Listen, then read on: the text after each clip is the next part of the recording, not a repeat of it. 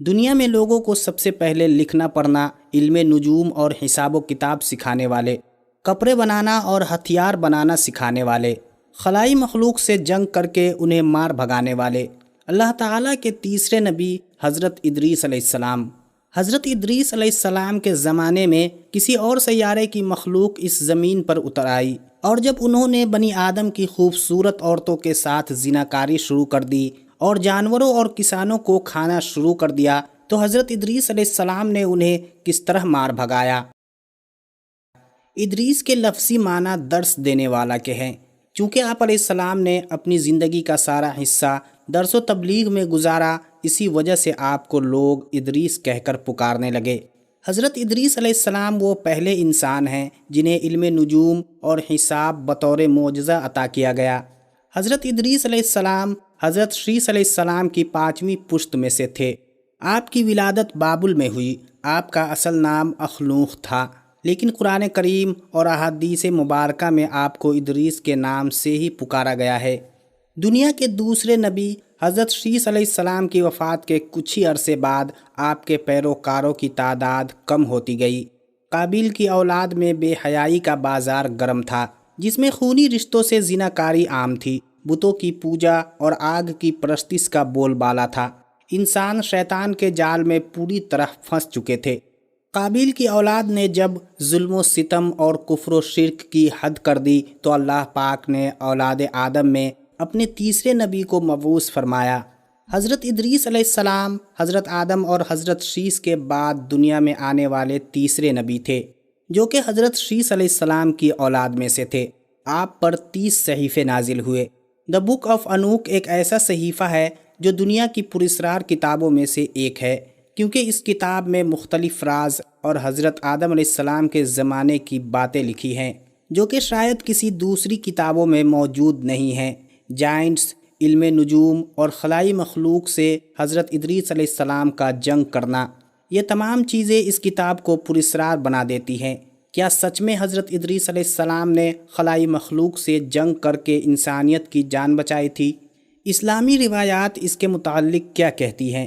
نبوت ملنے کے بعد آپ نے نصیحت و تبلیغ شروع کر دی، لیکن لوگوں کو آپ کی تبلیغ پسند نہ آئی اور سبھی آپ کے دشمن بن گئے۔ صرف چند لوگ آپ پر ایمان لائے۔ لوگ آپ کو اور آپ کے چاہنے والوں کو طرح طرح کی اذیت دینے لگے، اسی لیے آپ نے بابل جیسے سرسبز و شاداب علاقے سے مصر کی جانب ہجرت فرمائی۔ ہجرت سے حضرت ادریس علیہ السلام کے چاہنے والے خوش نہ تھے، لیکن جب حضرت ادریس نے ان کو بتایا کہ یہ اللہ کا حکم ہے تو پھر آپ کے حواری آپ کے ساتھ ہجرت کر کے مصر آ گئے۔ مصر میں آپ کو خوب عروج ملا۔ آپ علیہ السلام کا قرآن مجید میں 2 مرتبہ ذکر آیا ہے۔ سورہ مریم میں اللہ تعالیٰ فرماتے ہیں، اور اس کتاب میں ادریس علیہ السلام کا ذکر بھی کیجیے، بے شک وہ بڑے سچے نبی تھے اور ہم نے ان کو بلند رتبے تک پہنچایا۔ سورہ انبیاء میں اللہ تعالیٰ نے فرمایا، اور اسماعیل علیہ السلام اور ادریس علیہ السلام اور ذوالکفل کا تذکرہ کیجیے، یہ سب احکام الہیہ پر ثابت قدم رہنے والے لوگوں میں سے تھے۔ حضرت ادریس علیہ السلام کو اللہ پاک نے حساب، کتاب اور لکھنے پڑھنے جیسے معجزے عطا کیے تھے۔ آپ نے قلم اور کپڑا ایجاد کیا۔ آپ سے پہلے تک لوگ جانوروں کی کھال سے اپنے جسموں کو ڈھانپا کرتے تھے۔ ناپ تول کے طریقے بھی حضرت ادریس علیہ السلام نے ہی متعارف کروائے۔ سب سے اہم بات کہ اسلحہ بھی حضرت ادریس علیہ السلام کی ایجاد ہے، جس میں انہوں نے اللہ کے حکم سے تیر اور کمان تیار کیے تاکہ بنو قابیل سے جہاد کیا جا سکے۔ حضرت ادریس علیہ السلام کے زندگی کے 2 نمایاں پہلو تھے، ایک وعظ و تدریس میں مہارت اور دوسرا آل قابیل سے جنگ۔ مصر میں آپ نے ایک بہت بڑی فوج جب تیار کر لی تو آپ نے پوری کوشش کی کہ قابیل کی اولاد راہ راست پر آ جائے اور ایک اللہ کی عبادت کرنے لگ جائے، لیکن شیطان نے ان کو اپنی گرفت میں جکڑ رکھا تھا۔ جب آپ علیہ السلام ان سے اللہ کی وحدانیت کی بات کرتے، ایک اللہ کی عبادت کی نصیحت کرتے، برائیوں کو چھوڑنے کی تلقین کرتے، تو یہ باتیں ان لوگوں کو بڑی ناگوار گزرتی۔ اس طرح دنیا واضح طور پر 2 حصوں میں تقسیم ہو چکی تھی، اولاد قابیل جو کہ شیطان کے پیروکار تھے، اور دوسری طرف حضرت ادریس علیہ السلام پر ایمان لانے والے۔ پھر حضرت ادریس علیہ السلام نے اللہ کے حکم سے آل قابیل سے جہاد کیا یہی سب سے پہلا جہاد اور جنگ تھی۔ جنگ میں اللہ پاک نے حضرت ادریس علیہ السلام کو فتح نصیب فرمائی۔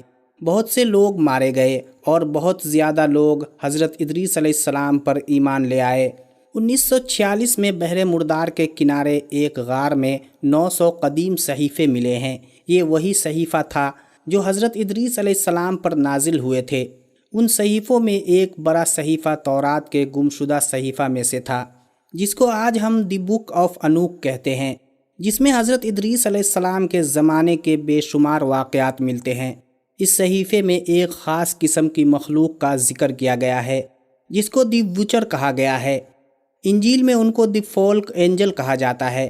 اس صحیفے کے مطابق حضرت ادریس علیہ السلام کے زمانے میں جیسے جیسے اس زمین پر انسانوں کی آبادی بڑھنے لگی تو کسی اور سیارے کی مخلوق کو بنی آدم کی خوبصورت عورتیں بہت ہی پسند آئیں۔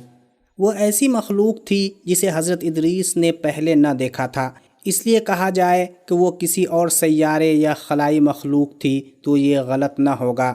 وہ بہت تعداد میں زمین پر اتر آئے۔ جب انہوں نے زناکاری شروع کی اور وقت گزرنے کے ساتھ ساتھ ان وچر کی آبادی زمین پر بڑھتی ہی چلی جا رہی تھی۔ انہوں نے جانوروں اور کسانوں کو کھانا شروع کر دیا۔ اس طرح زمین میں خوب تباہی ہوئی۔ لہٰذا اللہ تعالیٰ کے حکم سے زمین پر ایک فرشتہ نازل ہوا۔ اس نے انسان کو ہتھیار بنانا سکھایا۔ اس فرشتے نے انسانوں کو ستارے، سیارے اور کائنات کے بارے میں بے شمار علوم سکھائے۔ اس نے ہی حضرت ادریس علیہ السلام کو جنگ کرنے کے طریقے بھی سکھائے۔ جب ان وچرز کے جرائم حد سے زیادہ بڑھ گئے تو حضرت ادریس نے ان کے ساتھ جنگ کی اور بہت زیادہ تعداد میں وہ مارے گئے۔ باقی بچے لوگ اپنے سیارے یا اپنی دنیا میں واپس چلے گئے۔ حضرت ادریس علیہ السلام کا ذکر قدیم سنہری تختیوں میں بھی ملتا ہے۔ قدیم کتابوں میں ذکر ملتا ہے کہ آسمان سے دوسری مخلوق بھی نازل ہوئی تھی جن کا نام انونکل تھا۔ کچھ سائنسدانوں کے مطابق انسان کی آباد کاری کے شروع کے سالوں میں ایلینز اس زمین پر آیا کرتے تھے۔ انہوں نے ہی انسان کو بے شمار کام سکھائے تھے۔